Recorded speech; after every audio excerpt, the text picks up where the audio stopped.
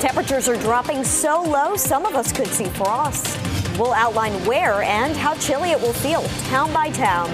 The complaints we heard about Raleigh's tap water tasting like dirt. The solutions we found on if it's safe to drink and how to fix it. The action's already started here in the parking lot. I'll get you set for Caden's Isles Game 2.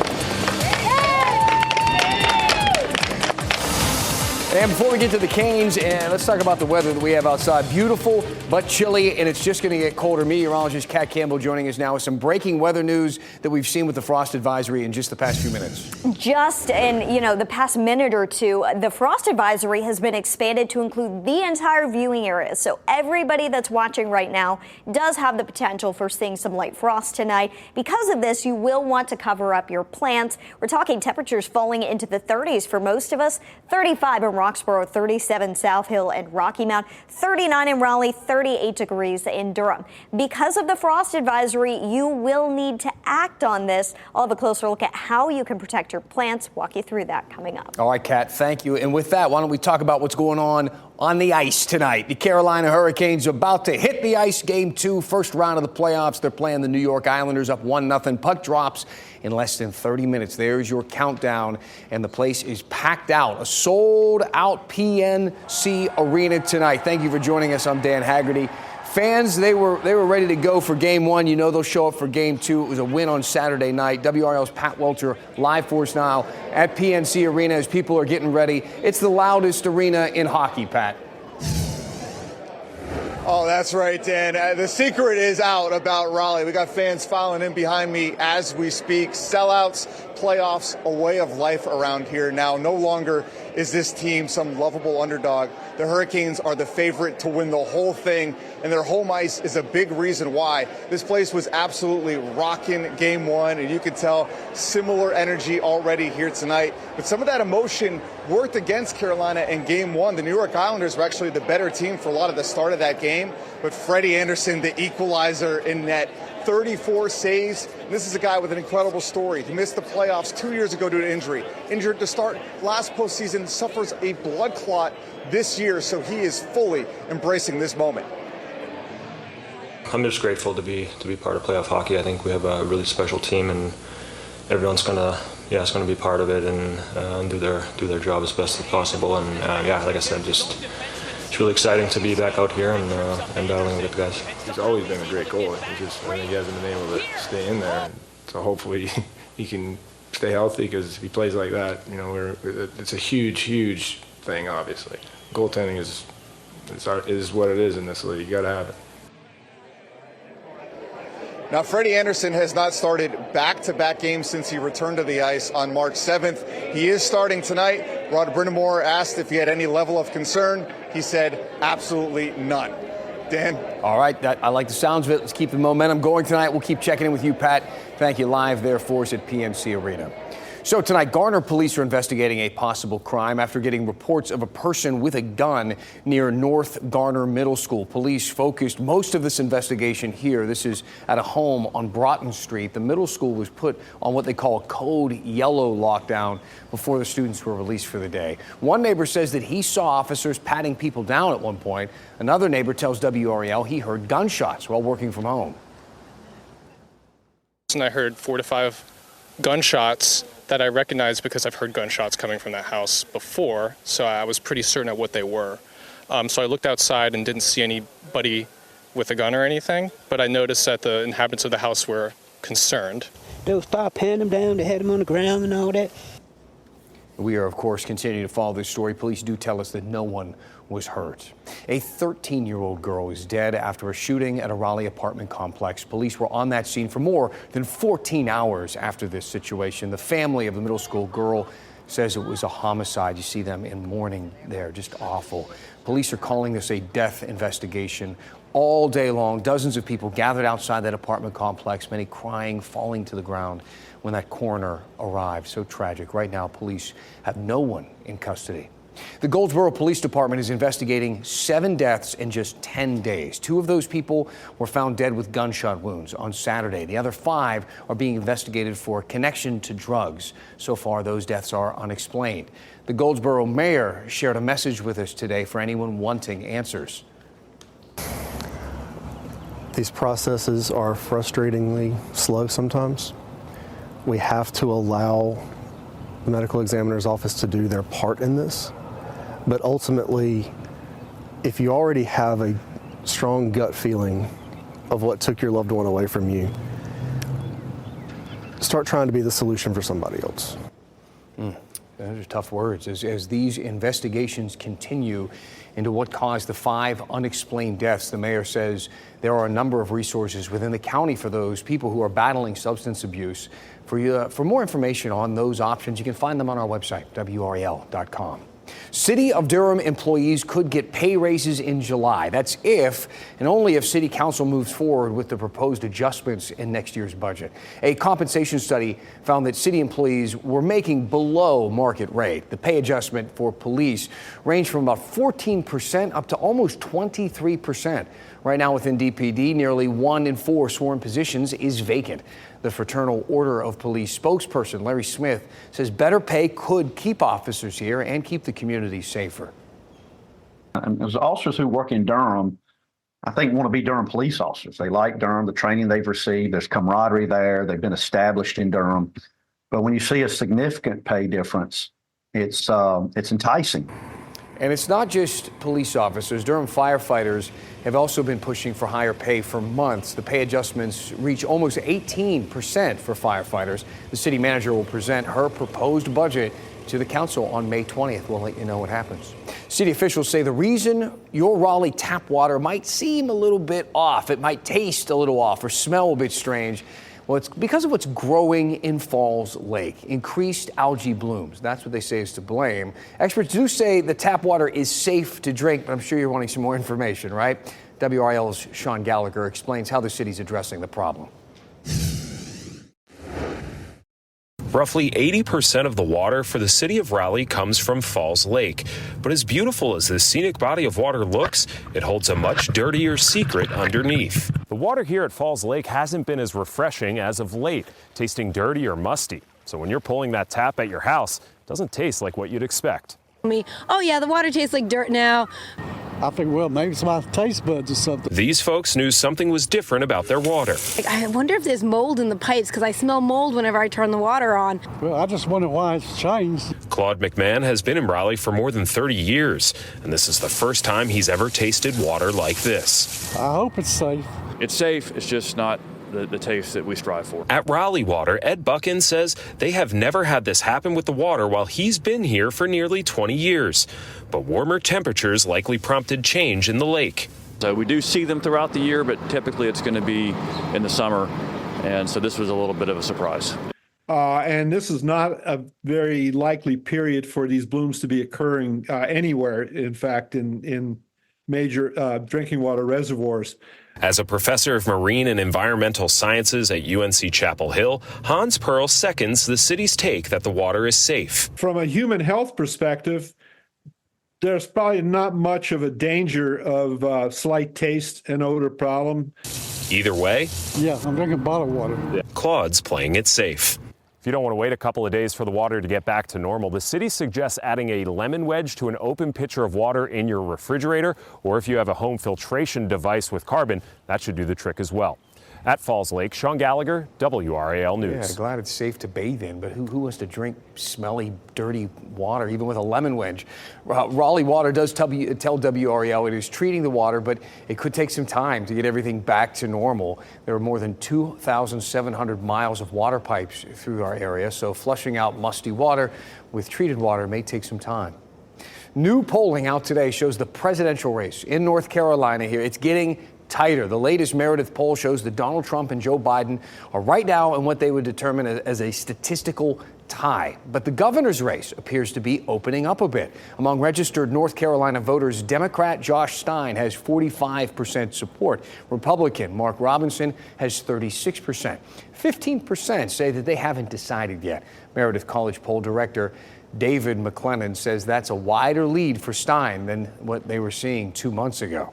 And that's where I think looking at unaffiliated voters is quite interesting, because I think it's, Robinson has his core. That's probably not going to change, but it seems like there's been some shift towards Stein.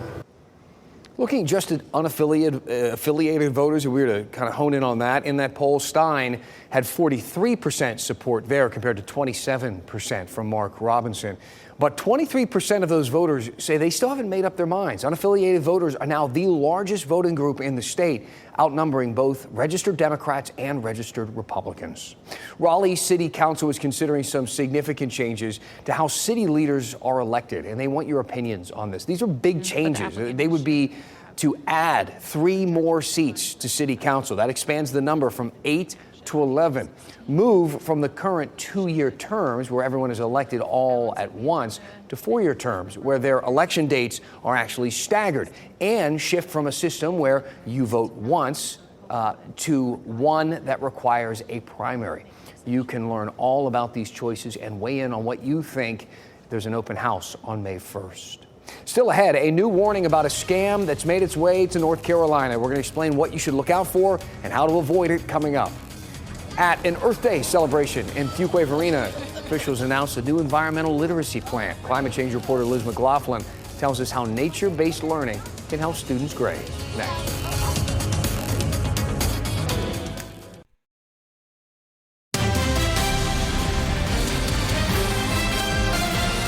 So we've heard from a bunch of people, and they say that 5 on your side, a warning from us helped them to avoid falling for the latest scam. We like to hear that. Last week, WRAL warned everybody about this toll road scam that's out there. Potential victims receive a text message, and it tells them that they have an outstanding bill, and they have to pay it or face a $50 fine. It then prompts you to click on a link. You see the text right there, and it's to a fake NC Quick Pass website. At the time of 5 on your side's first report, North Carolina authorities say the scam had not really made it to the Tar Heel State yet, but that changed by the weekend. WRAL received 7 messages from viewers saying that they received the text and then dodged those scams. It's just shameful that we're living in an environment now where people are always trying to take something that's not theirs. Well, I agree with her on that, man. To spot the scam, look for the phone number, the random number there with the area code that actually traces back to Canada. And there's no such thing as the North Carolina Toll Services. Check the link. All of the anybody associated with NC Quick Pass, it'll have the ncquickpass.com or secure.ncquickpass.com, that sort of thing. It's a celebration of accessibility at Durham's Amtrak station. This morning, local leaders, state officials, and Amtrak representatives did the old ribbon cutting there with the giant scissors. They're celebrating some new improvements. Durham Mayor Leonardo Williams says the upgrades, which include new automatic doors, are an example of a successful public-private partnership. NCDOT Rail Director Jason Othner says the changes at the Durham station will help meet increased demand. In 2022 and 2023, we had consecutive record-breaking years of ridership. Our ridership last year in 2023 was 38% higher than in 2019. Amtrak Vice President David Hander told the crowd that the company is committed to ADA accessibility. They've upgraded about 120 stations, and they have another 35 scheduled for completion this year. Your children will learn more about the environment thanks to a new plan linked to Earth Day. WRAL climate change reporter Liz McLaughlin has more details from Lincoln Heights Elementary School, where the announcement was made. This school is focused on environmental connections and hands-on experiences like building this pollinator garden to connect with the world outside of school walls, something that officials tell me they want to see at more schools around the region. Hi, everyone. Lincoln Heights Elementary had a few more grown-ups than usual on campus today. Because we get to help the environment by having more plants in. It was really fun. Helping hands for Earth Day from officials including Elizabeth Beiser, the secretary for the North Carolina Department of Environmental Quality. So making sure that we've got students who are educated in science and environmental literacy is going to be so important to make sure that we can tackle the challenges of the future. Secretary Beiser announced a new K-12 environmental literacy plan, a framework for ways students can learn about environmental issues, critical thinking, and civic engagement. We know that benefits students not just in science education, but really across the curriculum. A number of studies show environmental education and nature-based learning can improve grades and mental health for students. So the good news is we have a school in our district who can actually show us how they're doing that, so we can look at this across the district. Lincoln students integrate environmental concepts in science, math, and art, with additional projects to mark this special holiday. You have to celebrate the earth and to make sure that it doesn't get too polluted. And like the young bluebirds from the school's birdhouse, nurture the next generation for a bright future. Happy Earth Day! Lincoln Heights also received a Green Power grant to install this 20-kilowatt solar panel, complete with a weather station, data monitoring, and a STEM curriculum. Just another way students here are learning to protect the planet on this Earth Day. In Fuquay Varina, I'm Liz McLaughlin, WRAL News. And speaking of solar panels today, Governor Roy Cooper announced $156 million in EPA funding to strengthen solar use in communities across the state. Meteorologist Kat Campbell joining us now. Got a nice shot of North Hills back behind me. As we take care of our Earth on this Earth Day, we're also going to have to take care of our plants overnight, Kat. It's going to be cold. It is going to be cold, and this is something that, you need to act on, especially if you live in one of our typically cooler spots or a more rural location. So Roxborough, for example, this is one of the spots where you're going to want to cover your plants tonight. This is a light frost for most of us, but the frost advisory was expanded to include the entire viewing area. This just came down about 10 to 15 minutes ago. Lows will range from 35 to 37 in the coldest spots, and this is light frost material that we could see with the light winds overnight. Cover your plants, though. That's going to be the key. So, it's really too late to do any of the watering, but the soil should hopefully still be a little bit wet in some places due to yesterday's rain. Cover the plants before you head to bed at night. Plastic is not typically a good thing to cover your plants with. If you have an old bed sheet laying around, that's perfect. You can cover your plants with that, kind of tuck it in at the edges to trap in some of that warmth, and then in the morning, you'll want to remove that covering pretty early on once the sun comes out. That should help to warm things up. 39 is our forecast low in Raleigh. That's going to happen right around sunrise tomorrow morning. 38 in Durham, 35 Roxborough, 37 South Hill, 36 in Lewisburg, and 38 in Wilson. Just to the south, about 40 for Fayetteville and Rayford. But some of the cooler, more rural areas around Fayetteville still have that threat of falling into the 30s. So especially if you live in a more rural community where you don't have as much city heat to trap in, you need to protect your plants tonight.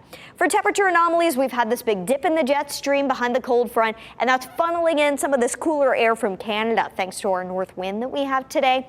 That changes a little bit by the middle of the week. We're not quite as far below normal, but still a little bit, just a couple degrees below normal as we get into some of the middle days of the week. And then temperatures fall again. We really can't get back to that above normal pattern until we get to the weekend. That's when things should begin to turn around. And that's because we have another cold front on the way Wednesday. This one doesn't have much moisture to work with, but there is about a 20% chance for rain midday as it passes. It is Earth Day today, so let's talk about our local climate here in the Triangle using some RDU data. So when we look at the climatology to describe an area, you look at a 30-year data set. The latest, compared to the last one from 10 years ago, shows that we're running about half a degree warmer here. And while that doesn't sound like much, just half a degree up to a degree can throw off your body temperature in a significant way. So even these small differences make a big impact, and we're really noticing a big change, wetter in terms of our precipitation, and that's rainfall. We're seeing 0.7 inches less snow, and I'm sure that snowfall stat, pretty much everybody has recognized that around here. For your 7-day forecast, we have some ups and downs to go. 51 is actually our normal low this time of year. We do have a couple of mornings where we're right on par with normal, but the cold front passes Wednesday. That's our only chance for rain at 20%. And then we fall back in the 40s Friday morning. We'll be back in the mid-80s, though, a week from today, Dan. It'll heat back up. Thank you, Kat. So we all love the Canes, but more than prom, there's one couple that says they just might, and it's putting them viral. We'll talk about it when we come back.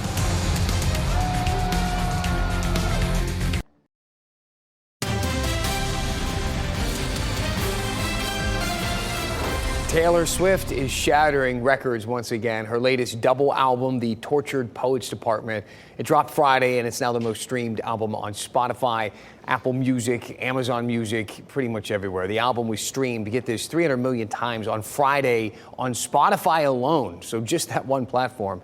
The opening track, Fortnite, featuring Post Malone, was the most streamed song in a single day. This is Swift's 11th studio album. Last year, she was also Spotify's most streamed overall artist with more than 26 billion streams worldwide. She is number one, man. It was a big night for a country music star who we love here, North Carolina native Scotty McCready. He was inducted into the Grand Ole Opry last night. Got some photos that he posted online. So McCreary, who is from Garner, of course, an NC State graduate, was there with his wife and his son and other family members, also alongside other country music stars, folks like Randy Travis and Josh Turner. Big congratulations to him on what is a huge accomplishment for anybody, especially in country music. What a milestone to hit. So make sure that you watch The Voice tonight right here on WRAL. Goldsboro's Tay Lewis is going to perform again.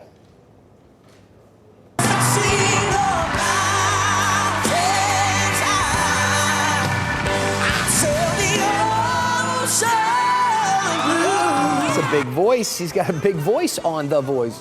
Lewis is now on Team Dan and Shay. He was originally, you might remember, on Team Reba, but he lost a knockout match in his last appearance on the show. But Dan and Shay, they stepped in to give him a second chance. So he's still part of everything here. The Voice airs at 8 o'clock tonight right here on WRAL. So I know what a lot of you are going to be doing in a few minutes. You're going to be watching the Canes game. Game 2, Canes-Islanders playoff series. By now, you know PNC Arena has a reputation for being the loudest arena in the league. Some people will not miss the Canes postseason, and they won't miss it for anything like this couple who says the playoffs are better than prom. The Canes shared the video of the two. You can see that they are in their prom attire.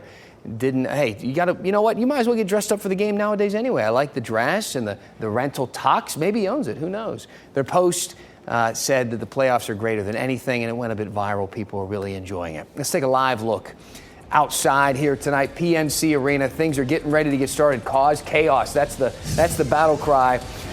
Most people are done standing out front. They're heading inside. Go Canes. We'll see you back here later tonight. Keep watching WRAL News over the air Channel 34 and Spectrum Channel 1257.